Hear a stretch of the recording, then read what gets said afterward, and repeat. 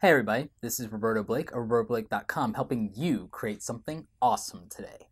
So in today's video, we're going to talk about the new Canon Rebel T6i versus the new Nikon D5500 and which one of these cameras out of the two you should buy. Now essentially, these are more or less the same camera.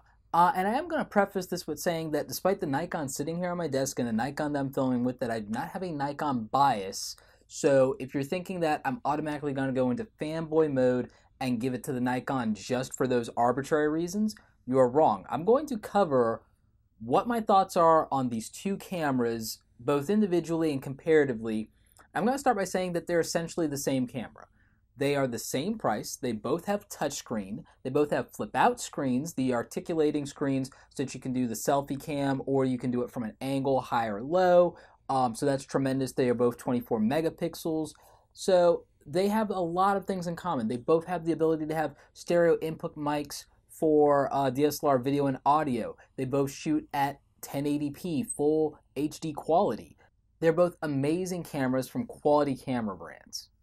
Their overall raw specs are practically identical. I cannot stress that enough.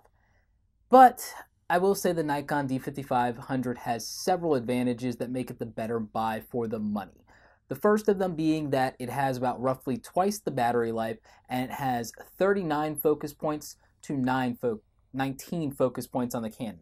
Canon Rebel T6i has 19 focus points and the Nikon D5500 has almost twice as many. It has 39. This means that you're going to have more accurate focusing. That's tremendous. That's going to be a lot better for you, especially if you're like me and you're visually impaired.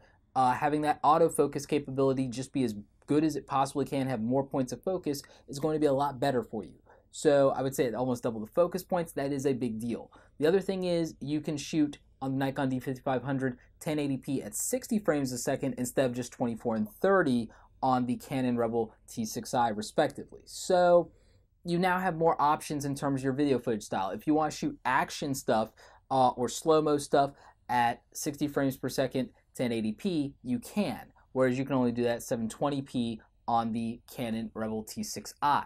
So that may not be a deal breaker for everybody, but having the flexibility, the option, the choices, that's what I like. So I would say if you're paying the same price for something, why not have more focus points? Why not have more battery life? Why not have the slightly larger viewfinder? Why not have the extra focus points and battery life when you're paying the exact same price for the camera?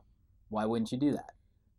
Now, my stance on how you choose any camera system between two brands is, one, what are you already invested in? If you're already invested into the Canon ecosystem, you already have a bunch of Canon lenses and accessories, obviously buy the Canon Rebel T6i if that is the case. If you already have the T3i, T4i, and you're looking for an upgrade, absolutely buy the Canon if you don't want to switch over to another lens system. The other thing I say is if you're a new buyer and you haven't already invested in camera lenses and camera bodies, buy the camera system that most of your friends have. And the reason I say that is you'll be able to borrow lenses, you'll be able to get advice, they'll be able to teach you how to use the camera effectively, they'll be able to give you tips and tricks. So I bought Nikon because most of my friends shoot Nikon. Most of my online mentors shoot Nikon. So when I want advice, when I want recommendations, it's a lot easier for me to have Nikon versus something else like Canon or Sony. This isn't a Sony thing, but I would say that Sony is going to be crushing it for the future, especially if you're doing DSLR video.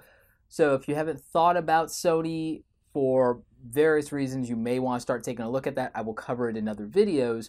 But between the Nikon D5500 and the Canon Rebel T6i, I'm going to give the clear victory to the Nikon D5500 with 5 out of 5 stars, with the Rebel T6i getting 4.5 out of 5 stars because of the inability to shoot 1080p at 60 frames per second, which is now pretty much standard on an entry-level DSLR camera. That's what it's got to be. And also the fact that the Nikon D5500 has more focus points.